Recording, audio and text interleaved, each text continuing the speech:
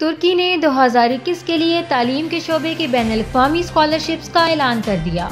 तुर्क यूनिवर्सिटीज़ में बैरून मुल्क मुकीम तुर्कों और देकर तालिब इल्मों के लिए बैनुल-अक़वामी स्कॉलरशिप्स प्रोग्राम शुरू हो गया है।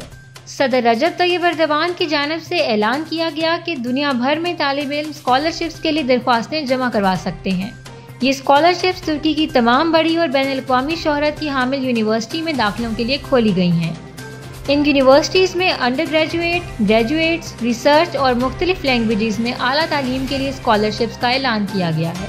तुर्की की तमाम यूनिवर्सिटीज़ में स्कॉलरशिप्स हासिल करने के लिए ऑनलाइन दरख्वास्तें www.turkiyebursary.government पर जमा करवाई जा सकती हैं। दरख्वास्तें जमा करवाने की आखिरी तारीख 20 फरवरी है। इन स्कॉलरशिप्स का मकसद मुख्तलिफ शोबों में मुस्तकबिल के लीडर्स का नेटवर्क कायम करना है, ताकि तुर्की और मुख्तलिफ मुल्कों की कम्युनिटीज़ के दरमियान मजबूत और मुस्तहकम ताल्लुकात पैदा हों।